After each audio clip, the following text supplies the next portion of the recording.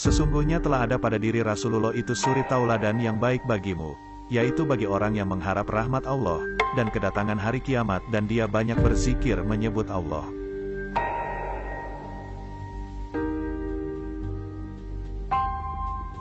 Kalau ini dulu memang tidak bisa disampaikan secara umum, nggak bisa.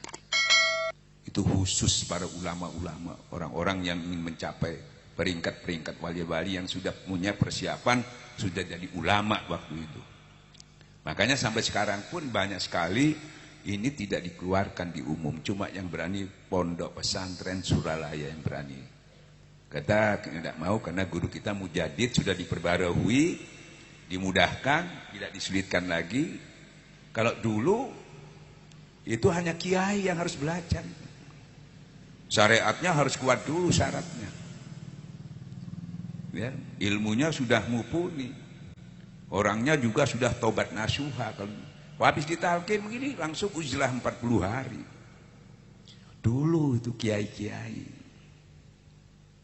Ya, makanya tidak umum sifatnya sampai sekarang. Kiai-kiai ini masih memakai persyaratan itu, makanya banyak yang enggak diterima sampai belajar jilid sampean itu syaratnya sudah kuat, belum kuat enggak boleh. Alim boleh. Bahkan sesudahnya langsung ada ujlah-ujlah yang begitu beratnya sehingga banyak orang mengatakan belajar tasawuf itu berat. Enggak mungkin kita bisa lakukan persyaratan yang berat. Nah kalau kiai zaman dahulu memang baca kitab dulu dan sebagainya, menjelaskannya dulu memang harus begitu. Ya. Nah zaman sekarang kita juga butuh untuk lebih dekat kepada Allah.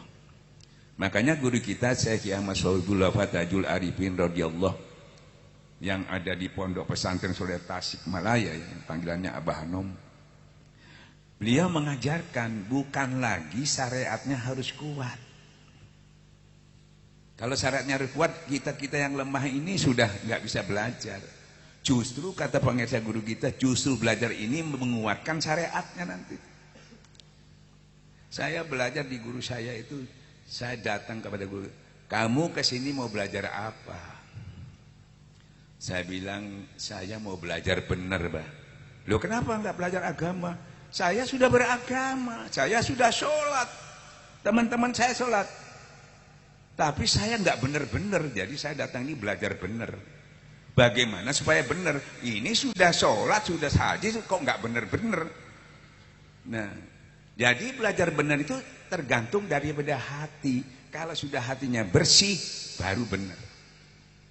Kalau enggak, yang benar tuh dirusak sama hati yang kotor. Baru saya ditalkin seperti sama yang tadi, dikit. Baru merasakan hasil daripada apa yang saya lakukan tadi. Nah ini nggak benar-benar, kenapa? Ya masalahnya itu tadi, ininya kotor. Sesungguhnya aku melihat apa yang ada dalam hati kamu, kata Allah.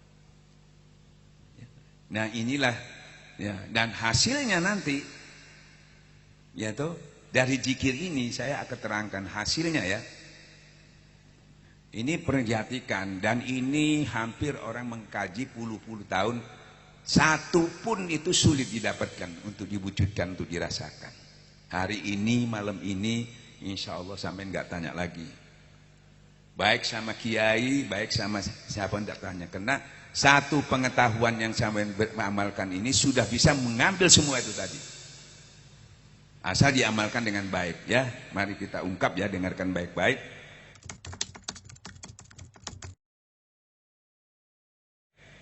Pertama, siapa yang gak kepingin tentrem?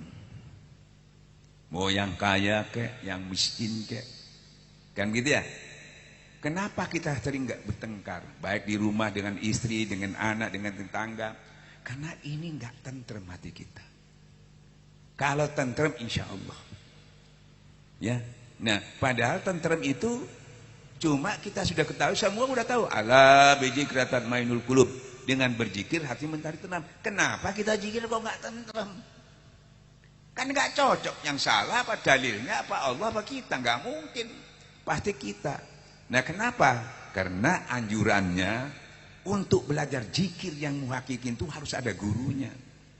Ada perintahnya, ada dalilnya. Fas'alu ahla dzikir in kuntum la ta'lamun.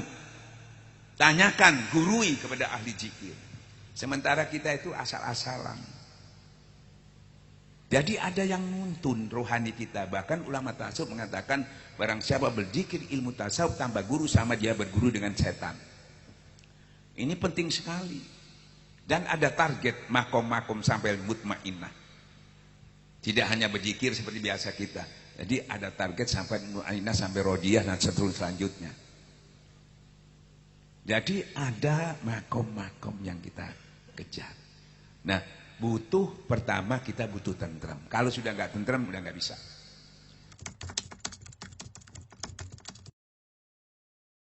Kedua, sholat. Nah ini penting ibu-ibu ya, dengarkan. Sesungguhnya sholat itu berat kecuali yang khusyuk. Nah kita terpancing dengan kata kalimat khusyuk tadi. Jadi kita sholat itu kita khusyuk-khusyukan. Kita nggak bisa. Gak bisa, diusuk-usukan gak bisa. Ada lagi yang mengatakan harus mengerti artinya. Gak ada perintahnya mengerti artinya, gak ada. Kalau kiai kemungkinan bisa, karena mulai 7 tahun ya, udah ngaji, udah baca kitab, sudah jadi kiai, jadi ustaz tiap hari buka kitab. Ya insya Allah bisa. Tapi kalau merujuk kepada Imam Ghazali, Syekh Abdul Qadir Jailani, beliau ulama besar juga, tanpa ditalkin juga gak mampu menyelesaikan khusyuk sepenuhnya. Ini contohnya kiai tadi, ulama tadi, ulama tasawuf tadi, ya Imam Al-Ghazali yang rujukan kita. Nah, maka dari itu perlu sekali orang yang berguru itu harus ada gurunya yang seperti dikatakan mursyid kamil mukamil. Nah, anaknya sampai kepada Rasulullah Shallallahu Alaihi Wasallam. Kalau kita belajar zikir-zikir biasa, enggak, sanadnya enggak sampai ke Rasulullah. Para ibu-ibu, bapak-bapak yang dimuliakan Allah. Nah sekarang saya mau tanya ibu. Karena selalu orang itu berusaha khusyuk. Bisa khusyuk enggak kalau hatinya orang enggak tentram? Bisa enggak Pak? Santai aja biar ketemu masalahnya. Bisa khusyuk enggak kalau hatinya orang enggak tentram? Enggak bisa. Jadi yang dicari usuknya apa tentramnya? Ya saya tanya ya, bisa husuk enggak kalau hatinya orang enggak tentram? Enggak bisa. Jadi yang dicari husuknya apa tentramnya? Dulu yang dicari kan husuknya, ternyata keliru ya. Dicari tentramnya. Kalau sudah tentramnya dicari, pakai apa nyari tentrem itu? Ada dasarnya, ada ajarannya. Ala bizikri tatma'innul qulub. Hanya dengan berzikir hati menjadi tentrem, ketemu. Makanya panggilan sholat itu wa aqimus sholat li zikri, suruh zikir. Sholat itu bukan suruh khusyuk. Dirikan sholat untuk zikir, untuk ingat. Ya. Nah, namanya tentrem itu ingat kepada Allah itu khusyuk. Kalau lupa kepada Allah itu enggak khusyuk. Jadi Allahu Akbar sampai sudah ditarik pakai aja zikirnya. Allah. Karena dibiasakan masuk ke dalam darah daging kita. Nanti jadi otomatis Allahu Akbar. Zikir, disuruh zikir sampai cari khusyuk ngapain? Khusyuk itu hasilnya. Kalau saya beri contoh, ibarat sampai kepingin manis. Ya makan gula, nanti manisnya katut ya. Lah kepingin manis, dah makan gula mana bisa. Kepingin pedes, jangan dicari pedesnya, cari lombok. Kalau makan lombok, pedesnya ikut. Ini sampean, saya pedes, tapi tidak makan lombok, kendem gitu namanya. Ya, jadi tidak usah dicari rasanya, itu rasa. Hasilnya. Nah kita cari hasilnya nggak bisa. Seperti kita ngasih hasilnya manis tapi tidak makan gula. Dari mana? Saya ungkap ini supaya kita tahu, oh prosesnya itu ada. Ibarat orang sakit tuh, oh sini cekot-cekot di balsemi, hilang, balsemnya hilang, cekot-cekot lagi. Dicari sumbernya dari mana ini penyakitnya. Kalau sudah ketemu penyakit, insya Allah tidak kumat lagi. Seperti itu. Kita langsung ke masalahnya aja. Ya. Nah, jadi sudah ketemu ya, sholat Allahu Akbar, zikir. Nah, latihannya di luar sholat, terus meneruskan tadi zikir. Kalau di tempat ramai kita berhubungan dengan manusia, tapi kena terlatih ingatan kita tidak terhalangi ingat kepada Allah.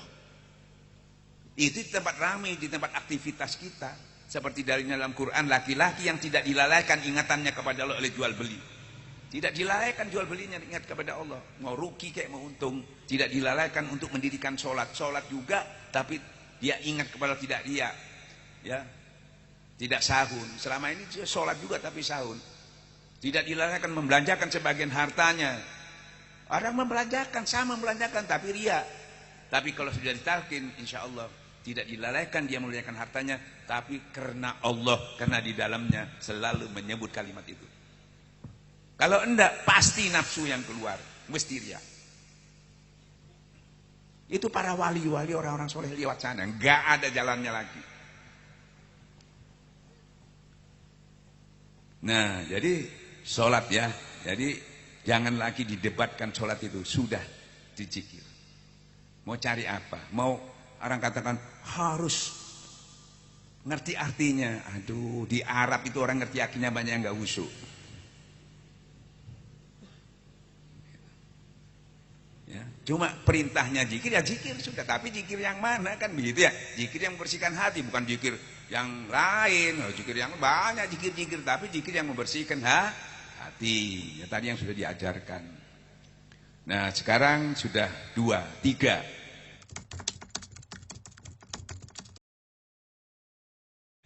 Ya, sampai kan kepingin rezeki barokah. Siapa yang tidak ingin rezeki barokah? Orang mencari rezeki itu Masya Allah, datang ke kiai pasti. Pak Kiai, saya butuh tambah rezeki saya bisa zakat, bisa ini, bisa masjid, ya gitu ya. Kan itu ya. Padahal keliru. Apalagi ada kiai mengatakan, saudara-saudara orang Islam harus kaya supaya bisa bangun masjid, supaya bisa zakat. Kalau enggak dari mana? Keliru. Kalau orang-orang itu didoakan kuat iman tauhidnya yang menuju takwa, itu sudah berkaitan dengan rezeki. Kalau sudah tahu segala kesulitannya di jalan keluar oleh Allah, ada rezeki yang tidak duga-duga datangnya kamu tidak tahu. Disertai dengan takwa Pak, dengan iman, pasti rezekinya itu barokah. Dibuat infak sedekah pasti. Tapi kalau didoakan kaya tok, kaya diberi wiritan kaya tok. Kaya imannya nggak terbina, tauhidnya nggak terbina, pasti uangnya dibuat maksiat. Wah Ustaz, kadang-kadang bangun masjid juga pasti ria. Loh contohnya ada, sampai sudah kenal itu cerita itu, tapi banyak nggak berani menyampaikan itu. Salah bantu kurang apa? Miskinnya. Didoakan Nabi itu kaya raya, dikasih modal sama Nabi. Ya toh? Sudah tahu kan ceritanya? Dikasih modal sama Nabi, barang Nabi, wes kamu begini aja lebih baik. Sinda ya Rasulullah, saya juga kepingin di masjid biar lama-lama wirid, gak ada yang nagih. Ya, kasih modal kambing. Jangankan bayar zakatnya, ke masjidnya aja enggak. Mau diulangi lagi itu. Datang ke kiai minta itu. Orang-orang yang bisa bersedekah itu bukan dari kayanya, bukan. Dari iman tauhidnya itu yang membuat dia bisa sedekah. Seperti zaman dahulu, yang kaya zaman Rasulullah itu tidak terhalangi dia beribadah, tidak terhalangi berjihad di jalan Allah. Yang miskin juga tidak terhalangi. Karena iman, bukan karena fasilitasnya, bukan. Kalau kita itu, kalau tidak ada bisa, apalagi saya miskin, ya kaya juga. Wah saya repotnya kalau kayak banyak urusan. Sama-sama nggak bisa. Alasannya semua urusan dunia. Ya. Gunung didaki nyari rezeki, ya. Laut diseberangi, kepingin nyari sak banyak-banyaknya. Kalau perlu iwannya ini dipertaruhkan, ya. Berani mati kita kalau masa rezeki. Ayo sampean lahannya diganggu sedikit, carok sampean. Berani mati, ya. Ada jualan sampean di pasar laris, tak tahu sepi, ada saingan. Jut gitu. Kurang ajar, biasanya laris jadi pantesan Nah tahunya ada yang lebih murah lagi. Nah awas ya. Gitu. Santet aja ini. Ini apa orang Islam nyembah Allah? Nyembah Allah menyelesaikan masalah. Dia menuhankan hawa nafsunya, memakai iblis. Kalau sudah bertorekat ini nyebut Allah terus, ibadahnya Allah, kerjanya Allah, di pasar Allah sama, bukan nafsu lagi. Ini nyembah Allahnya Allah, sholatnya di pasar dilaknat jadi setan yang dipakai. Makanya sampai Allah mengatakan paling banyak setan di pasar. Yang sholat juga bisa jadi setan, masalah gitu. Tapi kalau sudah ada pengamannya, ya di mana saja kamu berada, di situ ada aku, kata Allah. Baru bisa kalau sudah bertorekat itu, baru kuat. Nah, laut diserbangi. Nah, di lapangan ini banyak saingan, banyak tantangan, banyak gangguan ya. Kadang-kadang gitu, aduh sakitnya hati ini kalau kita nggak dapat uang satu hari itu sudah banyak apa. Jangan sampean yang tiap hari dapat uang sedikit, yang sudah punya uang banyak triliunan itu. Kalau itu seminggu nggak dapat uangnya itu nggak berkembang, pusing sudah. Padahal uangnya sudah triliunan, apalagi sampai yang nggak punya. Yang punya aja pusing. Laut diseberangi. Kalau perlu, nah ini bahaya. Imannya dijual. Nah, pemilu tuh banyak iman dijual. Itu hati-hati ya. Hati-hati. Karena ingin rezeki itu, padahal rezeki itu sudah ditentukan sama Allah. Makanya kalau sudah ditentukan itu sampai enak, nggak bingung-bingung. Apa saya harus ngiri kepada orang yang diberi? Kenapa saya harus mengambil harta orang? Saya sudah ditentukan. Cuma sampai nggak paham. Kalau sudah dari Allah tuh, kalau sudah itu dari Allah, biar sedikit kan dari pasti cukup, nggak mungkin enggak. Asal nggak dibuat apa? Asal nggak dibuat disalahgunakan, yang nggak cukup disalahgunakan. Saya beri contoh ya. Sampean kalau anaknya mondok di mana gitu, mesti dihitung ya. Itu makannya berapa, semua berapa ya? Oh pas sudah, tambah sedikit. Dihitung kan? Atau sekolah di Jogja, dihitung itu. Pasti itu cukup, nggak mungkin. Kalau kurang cari sendiri, nggak mungkin ya. Oh ya sudah ini buat jajan nih, cukup. Tiap bulan cukup, 3 bulan Pak cukup. Tahu-tahu datang, Pak, tidak cukup Pak. Loh, kok tidak cukup sudah dihitung? Iya, karena saya melencer ke sana, ke sini, teman-teman makan-makan. Ya salahnya sendiri. Allah saja itu, apalagi Allah masa nggak ngitung jadikan ente sini. Kalau nggak dihitung sampai nggak setua ini mati semua bayi sudah mati semua. Banyak orang saya nggak cukup sudah setua ini. Itu kalau nggak dicukup nggak sampai tua sampai. Karena kita ini yang diberi itu yang kebutuhan kita, bukan keinginan kita yang dicukupi sama Allah. Makanya kita kurang karena kebutuhan itu dipakai keinginan. Nah itu yang habis itu. Ya toh, orang paling melarat di pinggir gunung aja bisa hidup karena dia kebutuhan. Kebetulan keinginannya nggak bisa karena dia di gunung. Nah itu selamat dia. Sampai di kota. Nah itu banyak pengaruhnya. Salahnya situ ya. Maka ke gunung lagi aja. Nah bagaimana caranya? Ada yang katanya baca Al-Waqiah ya toh? Kan gitu ya? Tidak apa-apa, bagus juga. Baca Yasin, baca ini, wirid ini, nggak apa-apa. Yang bisa ngaji, yang nggak bisa ngaji mau baca apa? Kasihan kan? Saya lihat di pasar-pasar itu orang baca Al-Waqiah, belum pasar udah baca. Ini baca semua toh? Nah, nggak masalah. Padahal dalilnya ini gampang ya, saya sampaikan ya. Di surat Al-Jumu'ah itu disampaikan setelah kamu sholat subuh lah misalnya, habis itu bertebarlah di muka bumi cari karunia Allah. Ya, suruh kerja. Ya memang di lapangan banyak saingan, banyak gangguan, di kantor juga banyak bajingan. Itu sudah di mana-mana ada itu. Tapi mengatasinya bagaimana? Ya jangan ngawur, sampai tadi dizalimi. Ya toh misalnya, wah sampai dizalimi, biar aja. Selesaikan dengan cara yang tidak zalim. Nah kita kelirunya ada pengertiannya kalau dijalimi Allah tidak menolong orang yang zalim, pasti sampai ditolong. Itu harus itu dulu dipegang. Jangan sampai dizalimi, loh saya kok kena dizalimi. Enggak bisa kalau sampean itu dizalimi, sampean sabar, pasti sampai ditolong sama Allah. Cuma kita keliru, balasnya juga dengan zalim juga. Akhirnya dua-dua tidak ditolong, sama-sama bangkrutnya. tak santet nanti, kamu tak santet juga sudah. Sama-sama setannya, sama Allah dibuang dua-dua. Kita sabar, cari jalan keluarnya. Jalan keluarnya apa kata Allah? Setelah kamu sholat bertebarlah di muka bumi, cari Allah, cuma zikir. Ingatlah Allah sebanyak-banyaknya supaya kamu mendapat keberuntungan. Ingat kepada Allah supaya kamu beruntung. Itu yang ngomong Allah, cuma suruh zikir. Enak kan? Zikir yang mana? Yang zikir yang tadi juga dipakai. Enak kan? Udah lagi bingung, apalagi nggak sempat baca al-Waqiah, nggak sempat, sibuk, udah zikir aja. Dan zikir ini sudah bukan itu aja yang dapat tadi, tentram dapat, sholat khusyuknya dapat, sekarang rezekinya, barokahnya dapat. Ingatlah Allah sebanyak-banyaknya. Ini sampai mau keluar dari rumah pasti keliru terus.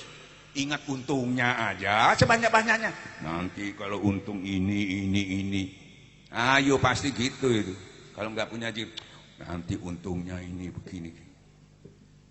Itu dibaca dalilnya. Ibarat sampai diberi senjata Quran, tapi sampai tidak tahu caranya memakainya. Qurannya ada, makainya nggak tahu. Ibarat diberi senjata, ya, apa caranya ini nggak tahu. Makanya fas'alu ala, tanyakan kepada ahli zikir. Ahli zikir orang yang dekat kepada Allah. Baru itu diajari cara-cara yang paling sulit pun sama Allah dimudahkan. Cuma zikir. Ya, oke ya. Ini ingat, jadi ibu keluar dari rumah, jangan lupa zikirnya ini tadi. Yang di kantor, kalau sudah zikir, yang ngatur rezeki itu Allah. Apalagi kamu sudah bersama Allah, bismillahirrahmanirrahim. Tidak ada yang di langit memberi mudarat kepada engkau kecuali diizinku, karena kamu bersama aku. Kalau sudah enggak bersama Allah, habis kamu. Bukan kamu yang bikin, bukan kamu yang dizalimi, pasti kamu yang zalimi malah. Terbalik malah.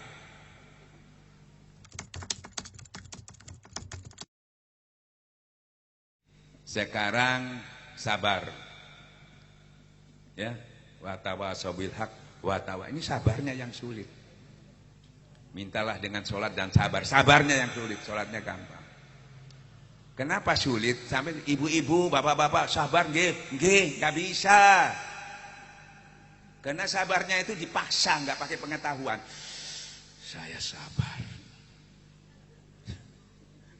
Ya sekali, dua kali, aduh, tak kuat. Sampai keluar dalil sendiri, Pak Kiai sabar kan ada batasnya Kiai. Bikin dalil sampai. Kenapa? Ternyata sabar itu harus dimulai dengan zikir. Allah beserta orang yang sabar. Berserta Allah dulu, tentrem dulu, tenang dulu. Baru bisa sabar. Kalau tidak tenang gimana? Kalau nggak tentrem bisa sabar? Tidak bisa. Tenang dulu, tentrem dulu, baru dengan dekatnya kepada Allah. Nanti sifat Allah yang as-sabru itu membias. Karena Allah memerintahkan bersifatlah dengan sifat Allah. Salah satu sifat Allah itu as-sabru. Ya ayyuhalladzina amanu sabiru wasabiru warubitu. Itu kita pertahankan terus kesabaran, karena kesabaran satu orang sabar bisa mengalahkan 20 orang yang tidak sabar. Itu kekuatannya dari situ. Aku berserta orang sabar sampai langsung didampingi Allah. Kalau sendirian sampai didampingi nafsu iblis yang nggak bisa. Jadi zikir lagi itu baru bisa. Sabar ya.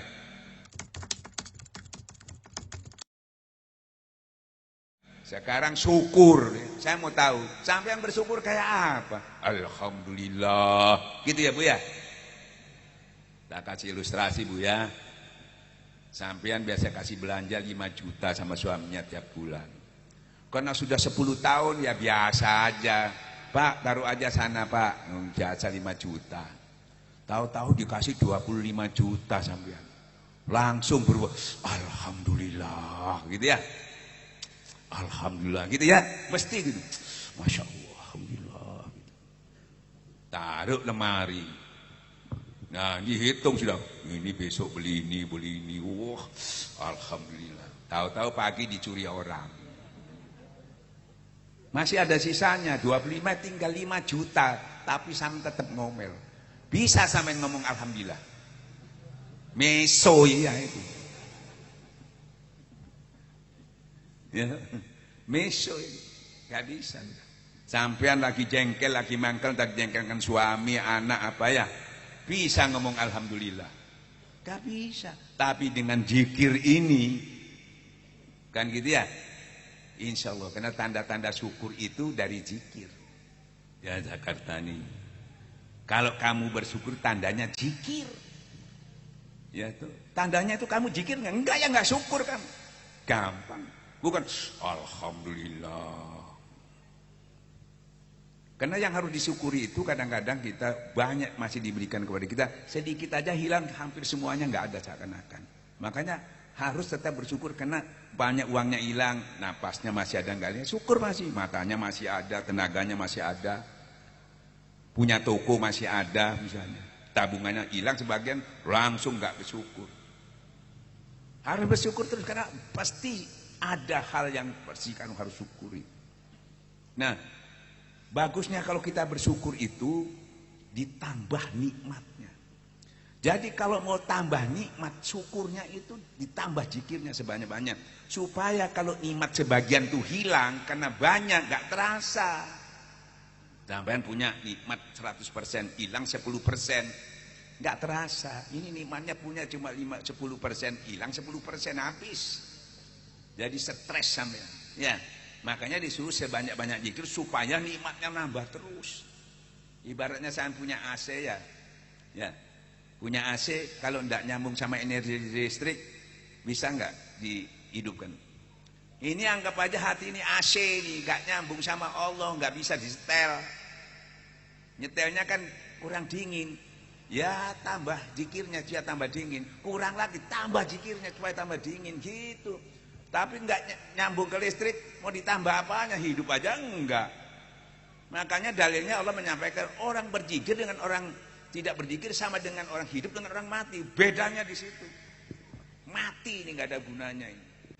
Kalau kamu duduk-duduk di antara orang-orang yang tidak berzikir sama dengan duduk kamu di antara bangkai manusia kata Allah. Nah. Jadi zikir tadi sudah meliputi syukur, enak kan? Cuma satu zikir dapat tentram, dapat khusyuknya sholat, dapat barokahnya rezeki, dapat syukurnya, cuma satu. Mana kesulitannya?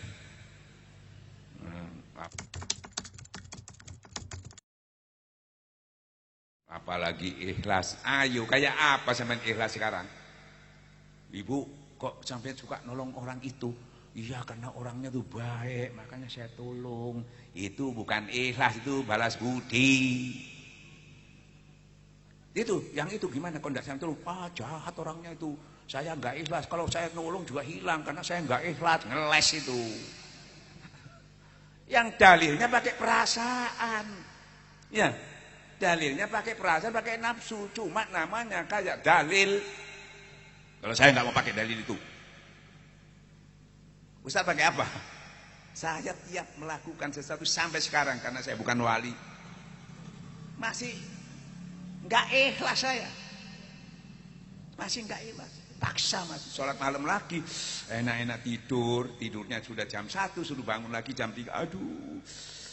Kalau saya pakai dalil itu, percuma saya nggak ikhlas, nggak diterima. Lebih baik tidur lagi aja. Buat apa saya lakukan kalau saya nggak ikhlas, kalau nggak terima? Biar tidur lagi, nanti kalau sudah ikhlas baru saya bangun, nah baru dapat pahala. Tapi sudah kesiangan kan gitu ya. Nah, jadi gimana Ustaz? Saya enggak pakai dalil itu, pakai firman Allah.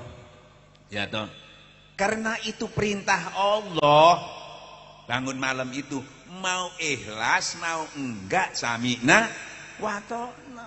Laksanakan.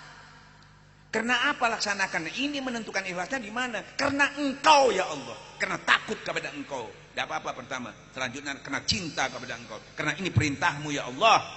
Bukan karena siapapun. Ya toh. Jadi sekaligus melawan ketidakikhlasan kita itu tadi. Membuat males itu sebetulnya. Jadi saya melaksanakan itu ya Allah karena perintahmu. Karena takut dengan perintahmu. Sami'na wa ta'na. Karena Allah. Buktinya kamu kenal, nih zikirnya. Allah, Allah, Allah, Allah. Itu. Bukan lagi saya karena Allah, enggak. Itu harus menyatu dengan darah daging kita. Kalau dilatih. Karena masuk di jantung nih zikirnya. Terus masuk ke darah dia berputar sekaligus meruqyah iblis yang masuk. Jadi sampean enggak insyaallah terus meruqyah dirinya, tidak bisa dimasuki jin, tidak bisa dimasuki macam-macam. Selesai zikir lagi ternyata enak kan? Jadi sampai melakukan semua zikir seperti zaman Rasulullah SAW. Dipanggillah sahabat, dipanggil Rasulullah. Ini orang baru kematian baru ini. Ya, dipanggil Rasulullah ada perang. Lu bayangkan perang ini sampai coba dipanggil ngaji. Perang, sami'na berangkat. Masih belum jinabat lagi. Berangkat, mati lagi. Ya tuh, karena keyakinannya. Mati, wah. Waduh, emannya mah. Loh, kalau tadi meninggal satu perempuan, ini di 30 bidadari yang menyambut memandikan dia. Ya, pasal memangnya enggak diganti sama Allah. Makanya kepingin men, ayo perang gitu. Tapi jangan ikut teroris kami nanti kalau mau maharnya jihad. Nah, jihadnya diajak siapa? Oh, kalau diajak Rasulullah ada hasilnya, kalau diajak orang biasa ya nanti dulu ya. Lihat yang ngajak kan gitu ya. Nah, itulah salah satu hasil zikirnya.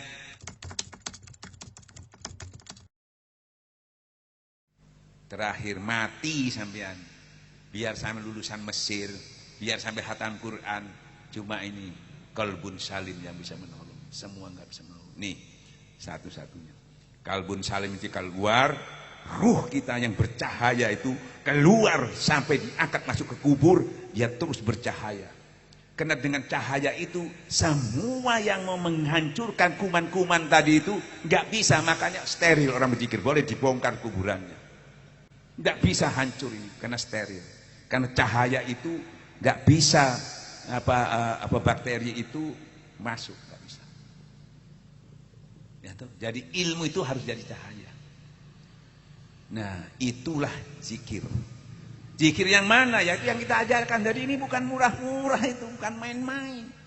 Nah, tinggal sampean mau mengamalkan apa enggak. Kalau enggak saya enggak masalah, yang penting saya sudah menyampaikan. Karena itu nikmat yang luar biasa. Saya tidak boleh menyembunyikan nikmat, saya sampaikan kepada yang mau mendapatkan. Seperti apa yang katakan dari Rasulullah SAW, mengharapkan kamu itu jangan sampai nanti di akhirat tuh Rasulullah kasihan.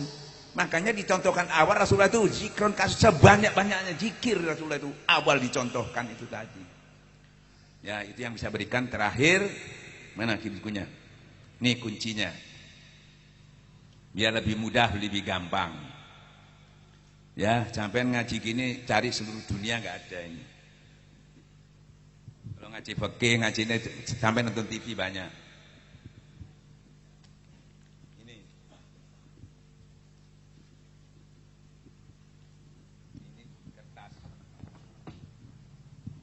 Ini kertas ya. Ini saya injek boleh nggak? Boleh ya? Boleh.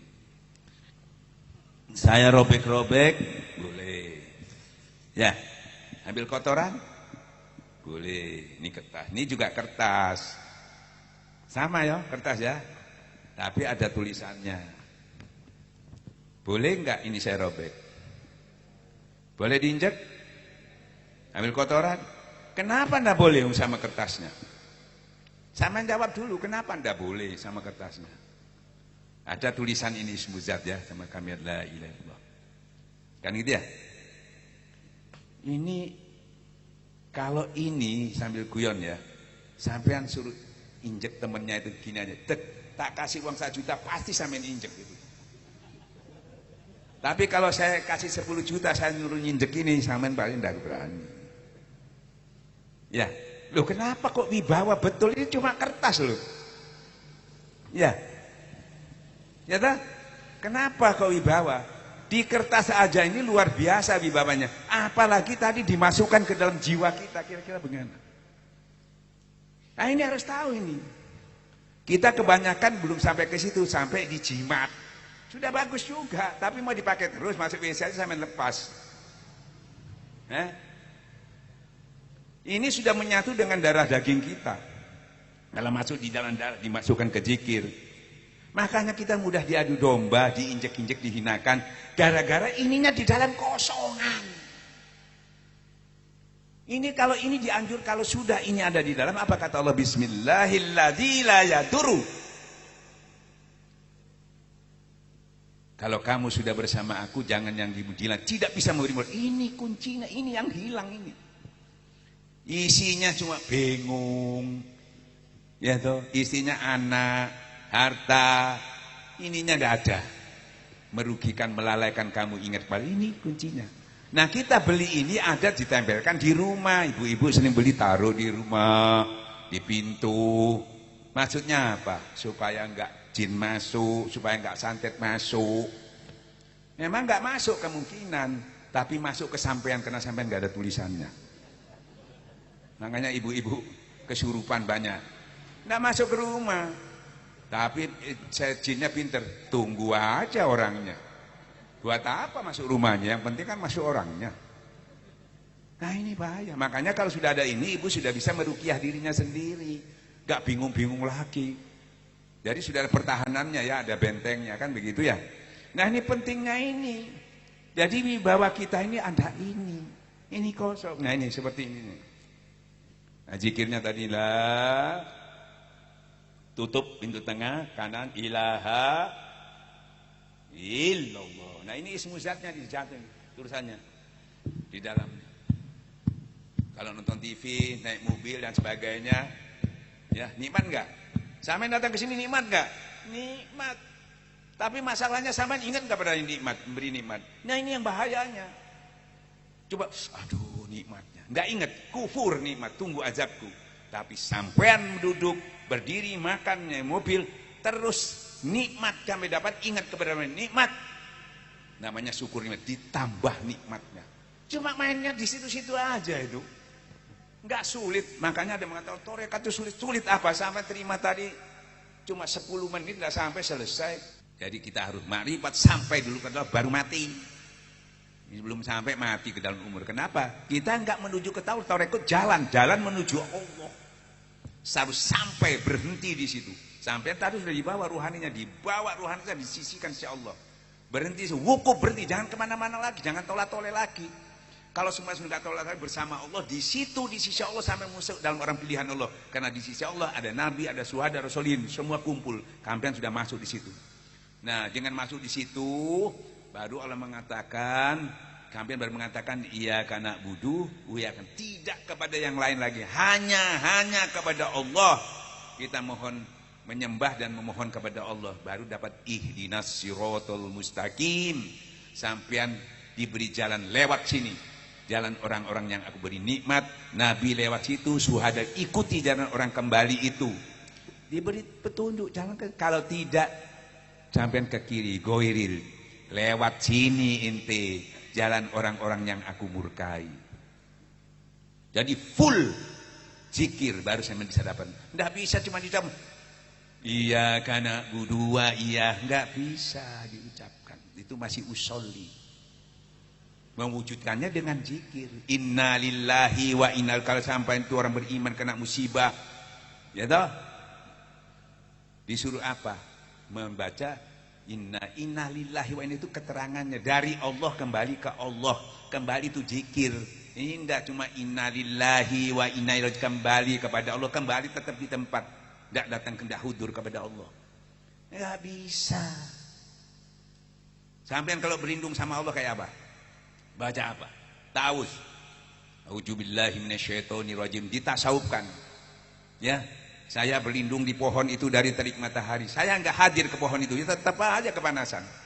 Saya berlindung kepada Allah, saya nggak hudur ke Allah, ya tetap aja digoda setan. Berlindung itu dekat kepada tempat berlindung. Makanya dekat itu pakai apa? Kalau nggak pakai zikir, kamu jauh, aku jauh, kamu dekat, aku dekat. Wabillahi taufiq hidayah. Assalamualaikum warahmatullahi wabarakatuh. Dukung channel ini dengan subscribe, dan jangan lupa nyalakan loncengnya, akan ada video-video baru yang mungkin Anda suka. Kalian boleh membagikan video ini ke saudara maupun teman, karena berbagi itu kebaikan. Semoga Allah membalas kebaikan Anda.